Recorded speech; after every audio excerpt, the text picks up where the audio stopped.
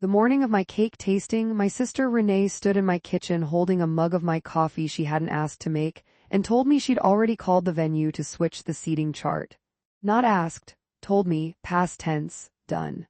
I moved table 3 to the front, she said, like she was reporting the weather. Mom and Dad shouldn't be stuck by the kitchen doors. I set down the fork I'd been using to eat cold eggs standing over the sink, because that's the kind of breakfast you get when your wedding is 11 weeks away and your job still expects 40 hours out of you. Renee, I already finalized that chart with Priya 3 days ago. Well, now it's finalized better. She smiled at me over the rim of the mug like she'd done me a favor. You'll thank me? I want you to understand something before this story goes any further because it matters for everything that comes after. My sister has never, not once in 31 years, done anything by asking. She does things and waits to be thanked. And for most of my life, I thanked her because it was easier than the alternative, which was watching my mother's face fold into that specific disappointed shape she saves for whenever anyone in this family sets a boundary. But this wasn't a seating chart. This was my wedding to a man named Daniel Ferris who I'd been with for 4 years, and the guest list had exactly 140 people on it, and exactly one of them was not supposed to be standing at the altar next to me. That was Renee's role, or so I thought before that morning. Because here's the thing I hadn't told her yet, the thing I was about to tell her badly in a kitchen that smelled like burnt toast, on a day I should have spent picking between vanilla bean and lemon curd. I had already chosen my maid of honor. And it wasn't Renee. It was my college roommate, Ashley Aconquires, who'd flown in from Denver twice in the last year just to help me deal with vendor contracts, who'd sat with me in an ER waiting room in 2023 when my father had his gallbladder scare, who had never once in 14 years of friendship made me feel like I owed her anything for it. Renee found out 4 hours later, not from me but from an Instagram story. Ashley had posted a photo of the two of us at the tasting, champagne flutes raised, captioned. She said yes to me being her MOH, and I have never cried into a slice of raspberry cake so hard in my life. My phone rang 9 minutes after that story went live. I watched Renee's name flash on the screen and felt my stomach drop the way it does when you're driving and see brake lights up ahead too late. Is this a joke? Renee said when I picked up. Not a question, a demand dressed as one. Renee, I'm your sister. Her voice had that crack in it, the one she'd used since we were kids, the one that used to make me apologize for things that weren't my fault. I'm your sister and you gave it to Ashley. Ashley, who you met in a dorm room? You never asked me, I said, and I remember my hand was shaking, not from anger, from the sheer novelty of saying something true to her instead of something soothing. You told me you'd help pick out bridesmaid dresses. You told me you'd be in the wedding. You never once asked to be maid of honor, you just assumed. Because I'm your sister, she said again, like the word itself was supposed to end the argument, the way it always had. Here's the part that matters, the part you need to hold on to for later. I didn't hang up angry. I hung up guilty. Because 31 years of being someone's little sister does something to your nervous system. It rewires no into I'm sorry, even when you're the one who's owed the apology. I told Daniel about it that night, sitting on the edge of our bed while he unlaced his work boots. She wants it that bad, let her have it, he said, not looking up. Is it really worth the fight? I remember staring at the back of his neck and feeling something I couldn't name yet. Something between disappointment and a kind of cold clarity. Because Daniel didn't know Renee the way I did. He'd met the version of her that shows up to Thanksgiving with a bottle of good wine and compliments everyone's outfits. He hadn't met the version that, at 16, told our mother I'd been sneaking out, which I hadn't, because she wanted to borrow my car for a party and knew if I got grounded first, she'd get first pick of the keys. He hadn't met the version of Renee who, 4 years ago, at my engagement dinner, stood up during the toasts and told a story about my wild 20s that included exactly one true detail and several invented ones, timed perfectly to make Daniel's very Catholic mother visibly stiffen in her chair. It's not about the title, I told him. It's about what happens after she has it. He didn't understand what I meant. I wasn't sure I fully understood it myself yet, but 3 weeks later I would. Quick one for you before I keep going. I'm always curious where you're all watching from. Type your city or your country down in the comments, and if it happens to be raining wherever you are right now the way it was raining in Ohio on the night this story really starts, let me know that too. Okay, back to it. Renee didn't let it go. She never lets anything go. That's not a character flaw, that's a strategy, and it's one I underestimated for the first 31 years of my life. 2 days after the phone call, she showed up at my apartment with a bottle of Prosecco and an apology that wasn't really an apology. "I overreacted," she said, handing me the bottle like a peace offering. I've always pictured myself up there with you. Since we were kids, you remember we used to play wedding in the backyard and I was always the maid of honor because you were always the bride." I did remember that. I also remembered that in those backyard weddings, Renee assigned herself the role. Every single time. I was 7 and she was 9 and she'd simply announced it, the same way she'd announced the seating chart 31 years later. But I let her in. I poured the Prosecco.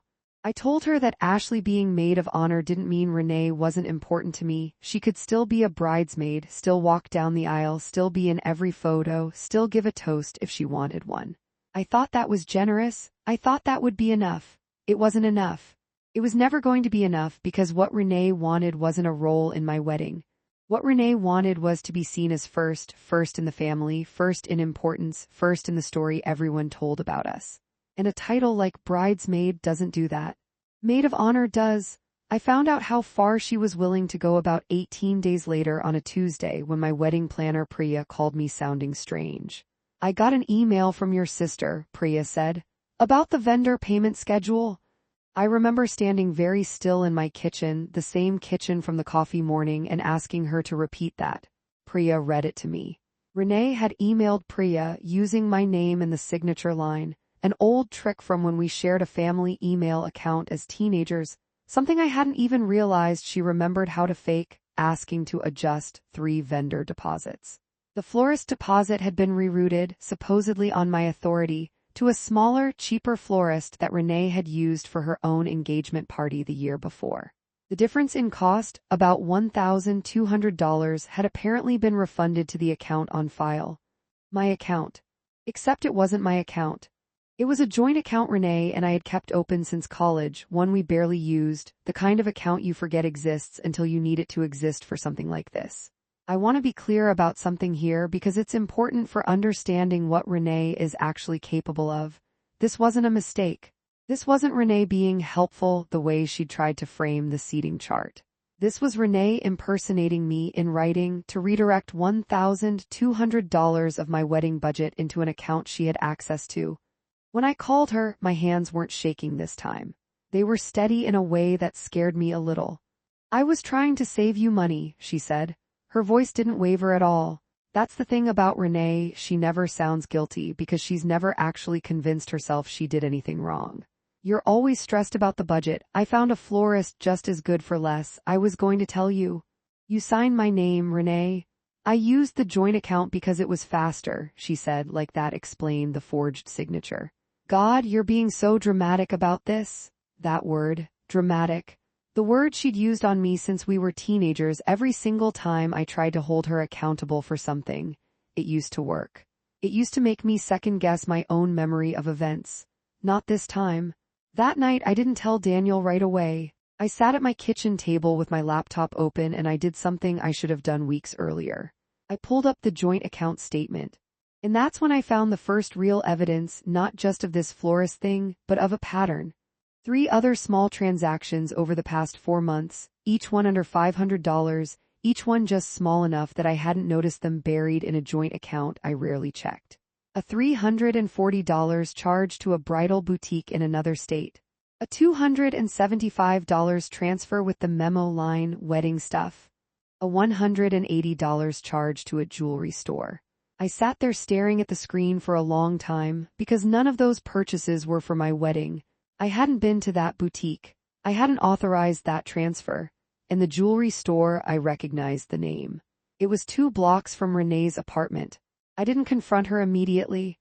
This is the part where I have to be honest with you, because I know some of you are going to be yelling at your screen wanting me to march over there. I didn't do that. I sat on it for 6 days because I needed to understand the scope of what I was dealing with before I did anything at all.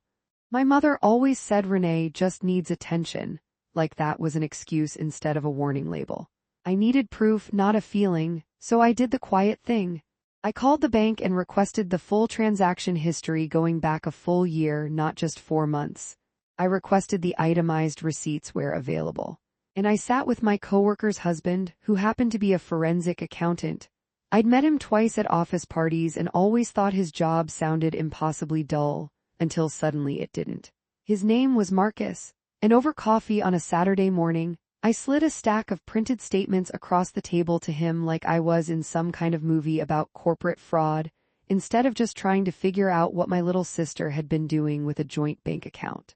Marcus went quiet about halfway through the second page, then he looked up at me. "This isn't random spending," he said. "Look at the pattern. Every transaction is timed within 2 or 3 days of a wedding-related deposit going into this account. She's not stealing lump sums, she's skimming. Small enough each time that you wouldn't flag it against a single big purchase, but consistent." Over the full year, the number came to $4,860. I sat there in a coffee shop that smelled like burnt espresso, staring at a number that represented almost $5,000 of money meant for my wedding, quietly redirected by my sister into things that had nothing to do with me at all: a boutique dress, apparently for a girls' trip she'd taken with friends I'd never met, a jewelry purchase, and multiple untraceable cash withdrawals. Here's the part that still gets me even now: it wasn't the money. Daniel and I could absorb $4,860. It stung, but it wasn't going to break us. What broke something in me was the timeline. Marcus had highlighted in yellow the exact dates. The florist transfer, the one disguised as an email impersonating me, had happened 4 days after Renee found out Ashley was maid of honor. This wasn't financial pressure. This wasn't Renee needing money and taking a shortcut. This was retaliation dressed up as thriftiness. I want to pause here and say something because I think it's important, and because I don't want you to think I'm painting my sister as a cartoon villain twirling a mustache. Renee grew up in the same house I did, with the same parents, who, and I only fully understood this in hindsight, spent our entire childhood comparing us. I was the responsible one. Renee was the fun one, which even as a compliment always had an edge to it, an implication that she wasn't also capable of being responsible, that she'd never be trusted with anything that actually mattered. I think somewhere very deep down, some version of 9-year-old Renee, standing in that backyard announcing herself as maid of honor before anyone could tell her no, was still running the show. She'd spent her whole life needing to be first, because she'd never once actually felt like she was. That doesn't excuse forging my signature on an email to redirect thousands of dollars from my wedding budget. It just means I went into what happened next understanding I wasn't dealing with a monster. I was dealing with someone who'd built her entire identity around never being told no, and who was about to be told no in the most public way I could manage. I called Priya first, not Renee. I needed my planner locked down, needed every vendor account secured with 2-factor authentication, and a note on file that Renee Alders was not, under any circumstances, authorized to make changes on my behalf. Priya, to her credit, didn't ask a single follow-up question. She just said, "Understood," and I heard her typing. Then I called the bank and closed the joint account. Not froze it, closed it formally, in person, with a manager. On a Thursday afternoon, I took off work specifically for that purpose. I remember the bank manager, a woman named Denise, sliding the closure paperwork across the desk and asking gently if everything was all right. I told her it would be. I didn't tell Renee any of this yet. I let her keep thinking she'd gotten away with it. Because I wasn't done gathering evidence, and more than that, I wasn't done deciding what justice was even supposed to look like here. Cutting her off from money was one thing. But Renee had a much bigger asset she was counting on, one that mattered to her more than $4,860 ever could. She still believed she was walking down that aisle in a role she thought she could just take from me if she pushed hard enough. 6 weeks before the wedding, Renee asked to see the finalized bridal party list, the one that would go to the calligrapher for the programs, the one Priya needed locked by that Friday. I sent it to her, bridesmaid, not maid of honor. Ashley's name sat at the top, exactly where it had been for 2 months. She called me 40 minutes later, and this time there was no soft opening, no Prosecco, no fake apology. Just her voice, tight and furious, asking why I hadn't fixed it. "There's nothing to fix," I told her. "This is the list. You're doing this to punish me," she said, "because I made one mistake with the florist." I remember laughing, not a happy laugh, a disbelieving one, because one mistake was doing a lot of work in that sentence.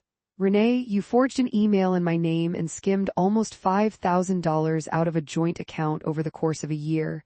That's not a mistake, that's a pattern. There was a silence on the line long enough that I thought she'd hung up. Then, I can't believe you're bringing up ancient history. Ancient history, 6 weeks. She called 6 weeks ancient history. I closed the account, I said. I'm sure you noticed. Another silence, shorter this time, and something in the quality of it told me she genuinely hadn't expected me to have gone that far. Renee had spent her whole life testing boundaries because, historically, the boundaries always moved. This was new territory for both of us. Fine, she said finally, her voice gone cold in a way I recognized, because it was the exact tone our mother used right before she started making phone calls to relatives to build a coalition. You know Mom's going to have something to say about this? She was right, Mom called that same night. Renee says you're punishing her for a small mistake, my mother said, not even bothering with hello first. Sweetheart, is this really the hill you want to die on? She's your sister.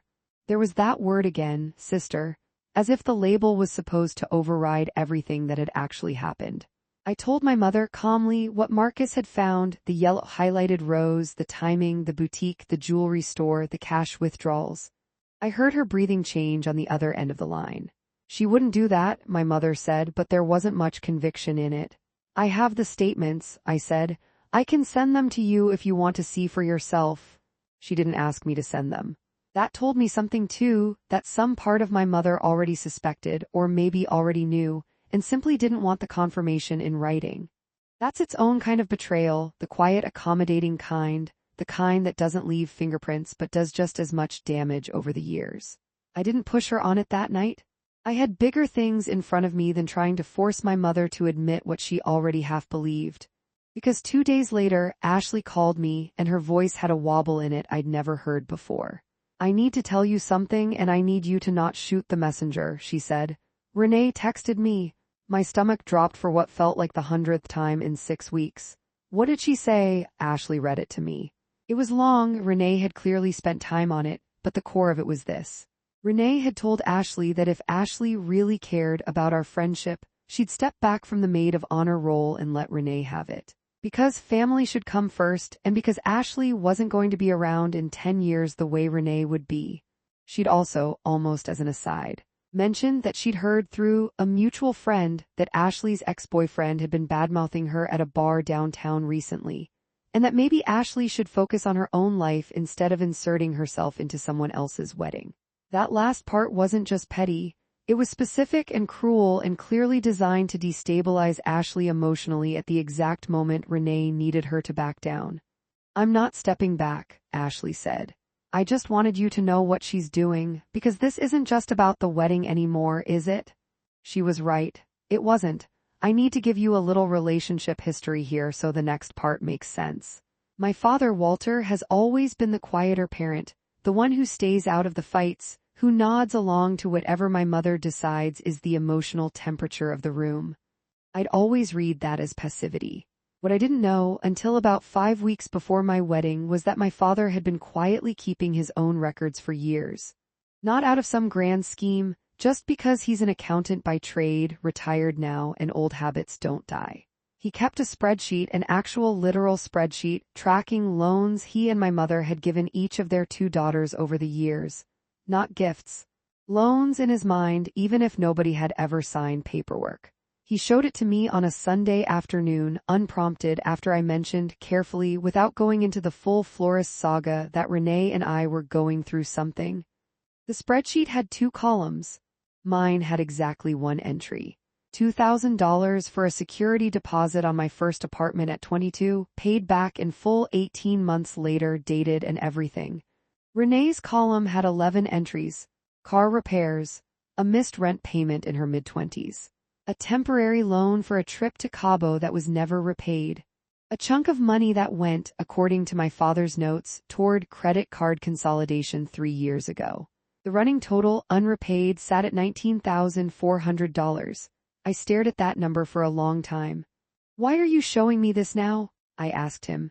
My father took his glasses off, cleaned them on his shirt in that slow, deliberate way he does when he's about to say something he's been holding onto. Because I think you're about to find out things about your sister that are going to make you doubt your own memory of her. And I don't want you doubting mine. I've watched this pattern for a long time, sweetheart. I just never had a reason to say anything out loud. That conversation changed something for me, not because the money mattered. My father wasn't asking me to collect a debt on his behalf, and he made that explicit. It mattered because it confirmed something I'd started to suspect but hadn't wanted to fully believe. This wasn't new behavior triggered by wedding stress. This was decades of a pattern that everyone in my family had quietly absorbed and never once addressed directly, because addressing it always cost more than absorbing it did. Until now, I told my father about the joint account, about the forged email, about the text to Ashley. He listened without interrupting, which is very much his way, and at the end of it he said something I've thought about 100 times since. You know what your sister's actual talent is? She's very good at making other people feel like the unreasonable one for noticing what she's doing. That's not an accident, that's 30 years of practice. I asked him what he thought I should do. I think, he said carefully, that you should stop trying to protect her feelings from consequences she created herself. That conversation is the reason the next part of this story happened the way it did. Because up until that point, some part of me had still been trying to manage this quietly, close the account, keep the guest list as is, avoid a scene. My father's spreadsheet and 11 years of unpaid loans made me understand something. Quiet management wasn't going to work on Renee. It never had. Quiet was the exact environment she thrived in. Quiet was where all of this had been allowed to happen for 3 decades. If I wanted this to actually stop, not just for my wedding but for good, it needed daylight. It needed documentation. It needed to be undeniable in the same way Marcus's yellow-highlighted spreadsheet rows were undeniable. So I made a decision that weekend, sitting at my father's kitchen table with his loan spreadsheet still open on the laptop between us. I was going to lay out everything, the florist, the joint account, the pattern, the text to Ashley, not as a private argument between 2 sisters, but as documented fact presented once calmly to the people who needed to actually understand what had been happening. I didn't know yet that Renee had one more move left. A bigger one than anything she'd tried so far. Quick timeline check for you, because I know some of you keep track of these things in the comments. This is now roughly 5 weeks out from the wedding. Programs already at the calligrapher. Dress fittings done. Ashley's speech, I'd find out later, already half written. I sat down with Renee in person at a coffee shop chosen deliberately for its lack of privacy, because I've learned that Renee behaves very differently in public than she does behind closed doors. I brought printed copies of the bank statements. I did not bring my father's loan spreadsheet, that wasn't mine to weaponize, and honestly, it wasn't the point. I want to lay out what I found, I told her, sliding the folder across the table. Not to fight, to be clear about where we stand. She barely glanced at the papers. You've been building a case against me like I'm a criminal.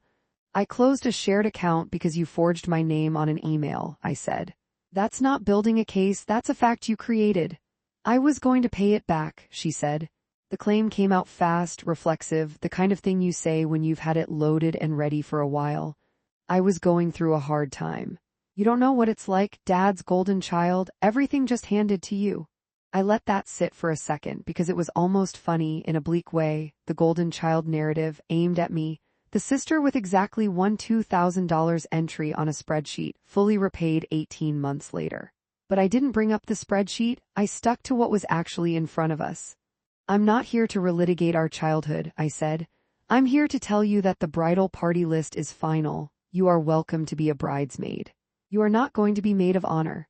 And if you contact any of my vendors or Ashley or anyone connected to this wedding again pretending to speak for me, I will handle it very differently than I have so far. She stood up so fast her chair scraped loud enough that 2 people at the next table looked over. You'll regret this, she said. You have no idea what you're about to do to this family. I want to tell you I felt triumphant walking out of that coffee shop. I didn't. I felt sick and shaky, and about 4 years old, some small leftover part of me still waiting for the sky to fall the way it always used to when I said no to Renee. But I also felt something new underneath the fear. Steadiness. Like I'd finally set a foundation I could actually stand on. I found out exactly what you have no idea what you're about to do to this family meant 9 days later. I was at work when my phone started buzzing with a group text. One Renee had started, that included my mother, 3 aunts, and for reasons I still don't fully understand, our second cousin Denise, who I'd spoken to maybe 4 times in my adult life. In it, Renee had written a long message accusing me of abandoning family for outsiders, claiming I'd frozen her out of the wedding entirely. Not true. She was still a bridesmaid, and most damaging, claiming that I'd stolen money from our joint account and was now trying to cover it up by accusing her first. She'd inverted it. Completely? She'd taken the exact accusation that belonged to her and handed it to me, in front of an audience of relatives who had no independent way of verifying anything, banking entirely on the fact that most of them would believe whoever spoke first and loudest. I sat at my desk reading that thread for a long time, watching the responses trickle in. My Aunt Carla writing, "This is so sad, families shouldn't fight like this." My Aunt Grace asking gently if there was a misunderstanding that could be cleared up. Nobody defending me because nobody had the facts. Only Renee's version, delivered first, delivered loud. That was the moment I stopped trying to keep this contained. I'd tried privacy, I'd tried a calm coffee shop conversation. I'd tried, honestly, protecting Renee from the consequences of her own actions more than she'd ever protected me from anything. It hadn't worked, and it was never going to work, because Renee didn't operate on private accountability. She operated on narrative control. If I wanted this resolved, I needed to take that control away from her with proof nobody could argue with. I didn't respond in the group text. I've since learned that's usually the wrong move. When someone's trying to bait you into a public argument, they can control the framing of better to gather your evidence and present it once, fully, than to trade accusations in real time where the loudest and fastest voice usually wins the room. So I called Marcus back. I asked him if he'd be willing to write up a short, plain language summary of what he'd found in the account statements, not a full forensic report, just something clear enough that a room full of relatives with no financial background could actually follow it. He agreed, and 2 days later I had a single-page document. Dates, amounts, the florist redirection with the impersonated email attached as an exhibit, the pattern of skimmed transactions, the total, and a plain conclusion. The funds had been redirected without the account co-holder's knowledge or consent.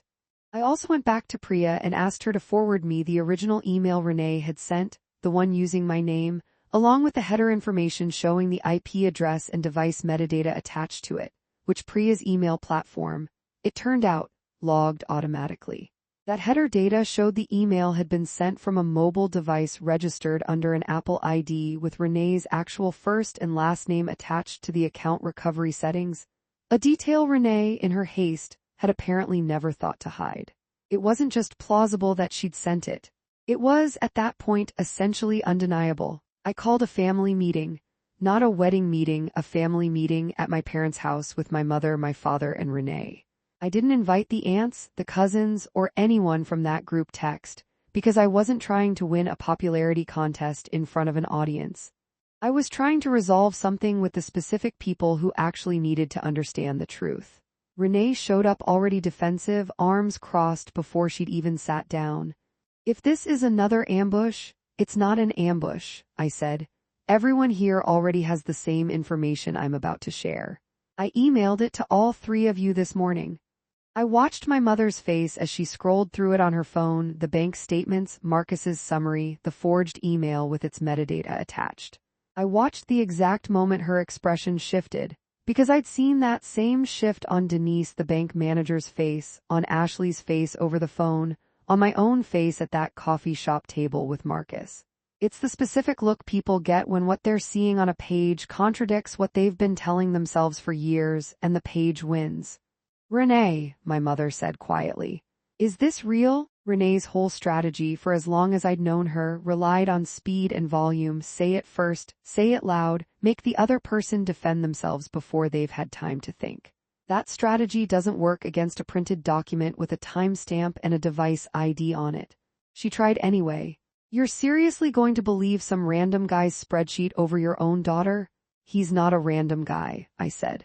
"He's a licensed forensic accountant, and everything in that summary is pulled directly from statements the bank sent me. This isn't opinion, Renee, it's just what happened." My father, who had said almost nothing since we all sat down, finally spoke. "I've watched this exact pattern for years," he said, and I saw Renee's face go pale, because she had no idea he'd been keeping that spreadsheet either. I never said anything because I told myself it wasn't worth the fight over a couple $1,000s here and there. I was wrong. It was never about the money. It was about what happens when nobody ever tells you no. The silence in that living room went on long enough that I could hear the refrigerator humming from the kitchen. "I want you to pay back the $4,860, I finally said. "Not because I need the money, because you need to understand that actions like this have actual costs, not just apologies that disappear the second you don't like the consequences." Renee didn't say yes that day. She didn't say anything at all. She got up and she left, and my mother didn't stop her. Here's a strange thing about confrontation. Sometimes it doesn't end in a dramatic blow-up with everyone crying and hugging by the end.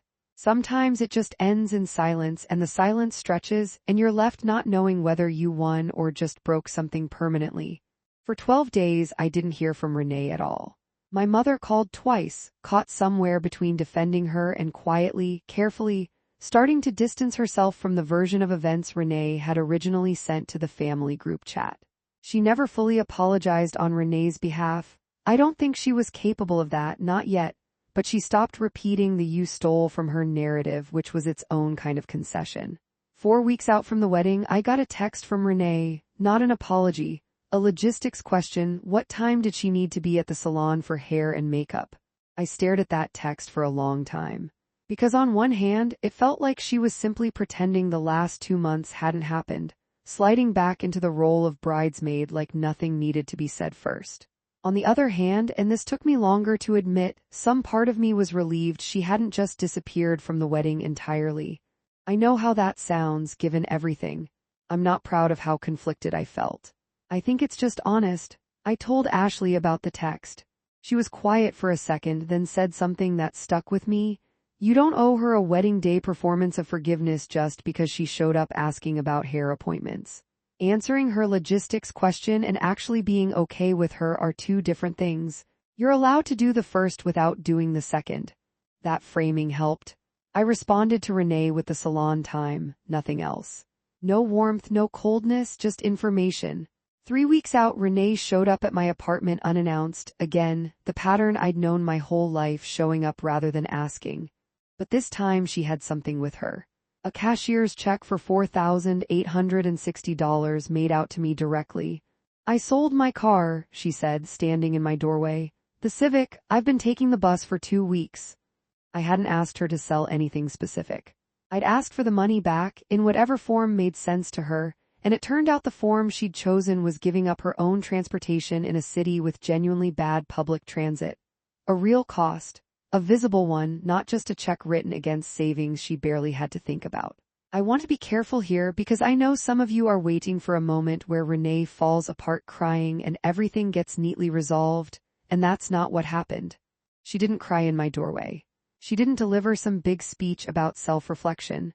What she said was, "I still think you overreacted about the maid of honor thing, but I shouldn't have touched money that wasn't mine, and I shouldn't have lied to the family about it being the other way around."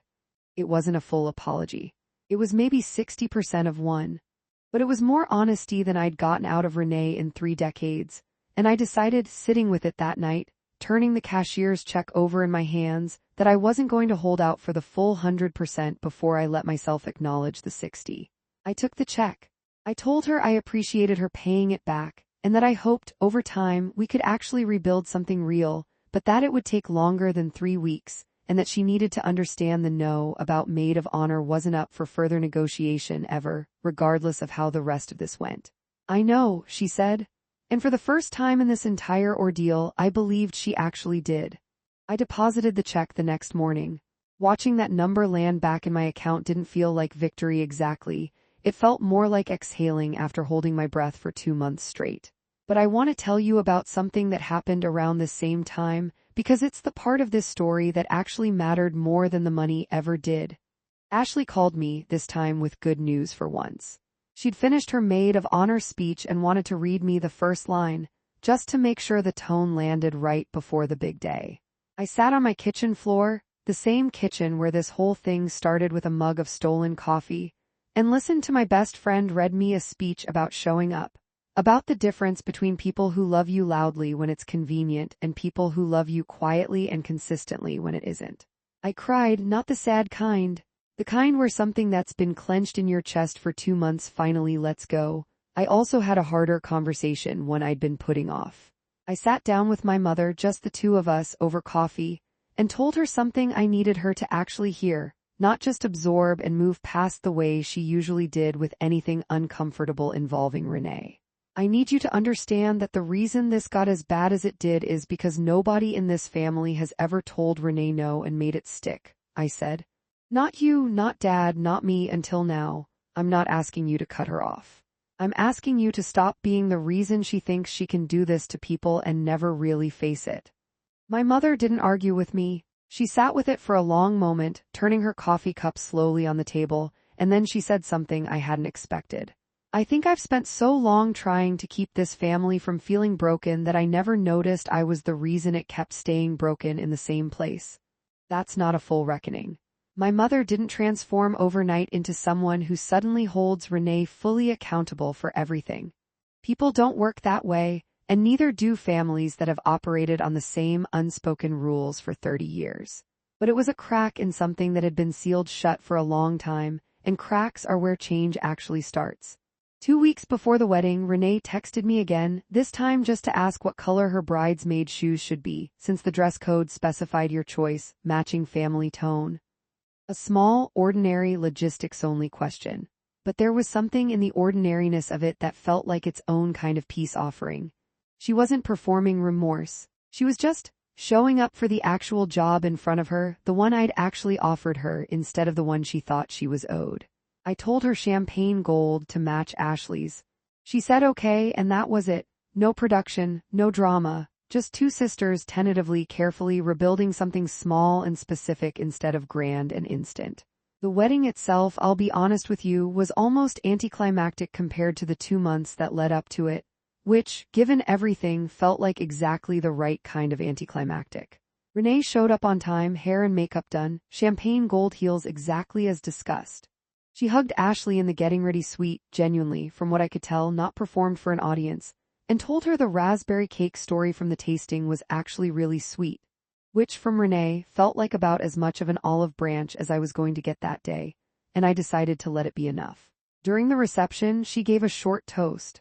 Not the maid of honor speech she'd have given if things had gone the way she originally wanted. That was Ashley's, and it was, just as promised, about showing up quietly and consistently, and it didn't have a dry eye left in that tent by the end of it. Renee's toast was shorter, simpler. She talked about backyard weddings when we were kids, about always wanting to be the one standing next to me, and about learning. She used that actual word, learning, present tense, ongoing, what it actually means to support someone instead of just wanting to be seen supporting them. It wasn't a perfect toast. There was a slight edge to a joke she made about finally getting invited to the real thing, a leftover flash of the old Renee who couldn't quite let a moment pass without a small dig buried inside it. My father caught my eye across the tent when she said it. I caught Ashley's a second later. Neither of us made a scene. Some things I've learned you let pass, and some things you hold the line on, and you don't have to get that calculation perfect every single time to still be moving in the right direction overall. Daniel, for what it's worth, apologized to me privately that night on the dance floor for what he'd said back in that first conversation. Is it really worth the fight? I didn't get it, he said. I do now. I watched what she was actually willing to do to you over a title. I'm sorry I made you feel like you were overreacting before any of this happened. I told him he didn't need to apologize.